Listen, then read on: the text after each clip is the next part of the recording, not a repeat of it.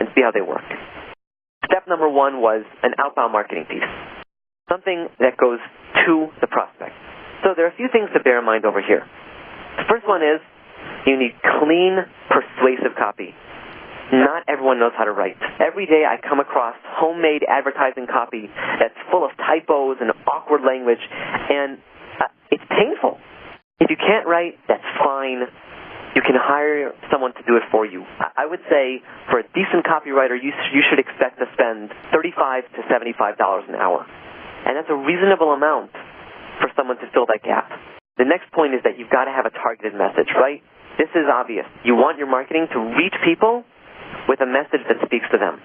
And the third piece is you need a call to action. A call to action is a specific direct request to do something. Call this number. Click here. Return this. Something. This is a huge point that many ads miss. They're so busy being cute, being funny, that they forget to ask the prospect to do anything. In fact, Reprise Media found that even among the Super Bowl ads, where advertisers were paying $2.7 million for 30 seconds of advertising, only 6% of the advertisements included a call to action. Don't make that mistake. Now, in our example, the call to action is to visit your website. So you're driving them online, and your prospect visits your website. So this underscores something critical. We live in a digital age. You must have a website. And not only that, it has to be a good one. Now, I'm not saying that your website has to be e-commerce enabled. It's nice if someone can go online and purchase a print on your site. But that's not where most of your business is going to come from. Most people are going online for more information, to see whether you're legitimate, to see whether you're sophisticated, and to see whether you have any value to share. And if you're smart, then the answer to all those questions will be yes. First point, you want to have a polished image. Whether it's sleek and streamlined, whether it's dreamy, whether it's an abstract style, that's your call. It's your gallery, it's your website. But you've got to have a theme, and it's got to be executed with style. Do you brush your teeth in the morning to make sure you look good? Of course you do. You dry clean your suit to make sure you look great? Yes, of course you do. Your website reflects upon you as much as your shoes do. So make sure that your website puts your best image out there. Second point, your website has got to have real value. It's not enough to have a static site with just like a photo of your gallery walls. Would you want to visit a website like that? I didn't think so. So make your site sticky. Put on something that's like you. Put on personal information. Put a picture of yourself. Talk about why you got into our business. Put a blog. Put some video up there. You know, when people come into your gallery, they see you, and you would draw them in with your passion. So let your website be the same way. They're coming into your space. Show them who you are. You know, many, many studies have shown that people are drawn to passionate people. Let your website show personal interest. Let it show you. And finally, your goal. Don't forget your goal. Your goal is opt-in. You want people to raise their hands and give you their contact information. Your goal is not to sell, not to pitch. Your goal is to get people to opt in. Now, this focus is critical. By focusing on one step, you can achieve an extraordinary thing. So let me give you an example of what focusing on one step can do. I want to share a case study with you about one of our clients. We have a client whose name is Jean-Pierre Wheels. Now, Jean-Pierre uses a unique art form called vitriography. Vitriography is three-dimensional art that Jean-Pierre creates by putting images and lettering on multiple panes of glass using paints and inks that are opaque and some are translucent. Now, it's extraordinary art, and it has a stunning impact when you see it, especially in his larger pieces. I've been to his studio, I've been to his warehouse, and I would encourage any of you gallery owners to look him up at, I believe it's vitriography.com. But the problem is, vitriography is a complex medium. It's hard to explain. And really, to appreciate it, you have to look at it, you have to engage with it, you have to interact with it. So how do you do that? Now, the traditional approach would be, okay, let's hold a showing, and we'll educate buyers about the medium, we'll introduce them to the artist, we'll create desire for the work, and we'll entice them to buy now. We had a better idea. We said we're going to focus on one step. We did a marketing campaign for Jean-Pierre with one goal, to drive buyers to his booth at a trade show. So our pre-show campaign, because we were so focused, we generated a 33% response rate. That's amazing. And what that meant was that Jean-Pierre had the contact information of excited, interested potential buyers lining up to see him. And then he could move the process along.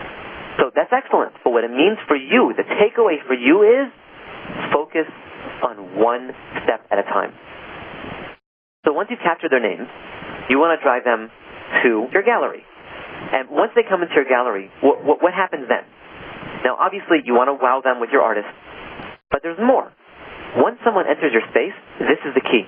Listen closely. Slow it down. Lots of research has shown over and over again that there's a clear correlation between the length of time someone's in a retail space and their chances of buying. So what can you do to slow it down?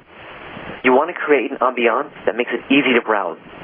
You want to encourage interaction. Now, you might think this is sacrilegious, but let your customers touch the art. This has been demonstrated scientifically. The more a customer touches something, the more likely she is to buy it. It's true for a cashmere sweater. It's true for an iPod, and it's true for a piece of art. Let the people touch. And finally, you should offer food and drinks, maybe hot drinks in the winter and cold water in the summer. Have mood music. You want to create an environment that invites browsing.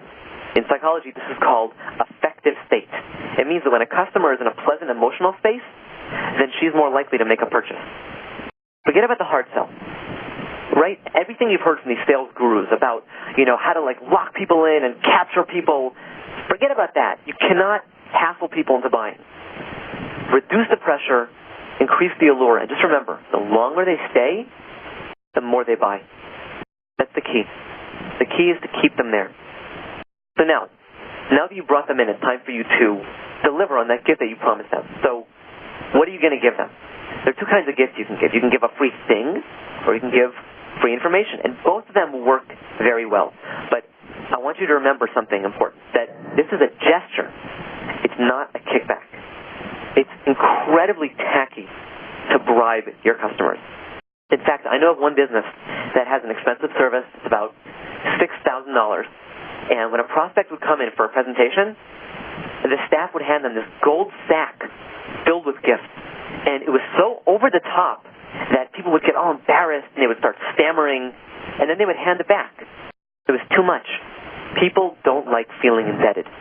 So if your goal is not to bribe them, then what is your goal? Your goal is top-of-the-mind positioning, that when they think of fine art, they think of you. So at this point, if you follow the game plan, you've established a relationship with your prospect. She's visited your gallery, you know who she is, you know her tastes and wants and likes. Now you can target her with a message that sings to her. It's a message that resonates, and make your best offer. Now, crafting an irresistible offer is a science. And I could give you a complete course on offerology. But quickly, here's what you need to know. First point, your offer must be specific. If you can, pile on the value added. Add in any special service you can think of. Maybe you can do a special framing job for them.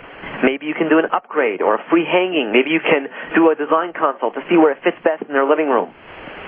Whatever it is, add extras to increase the value.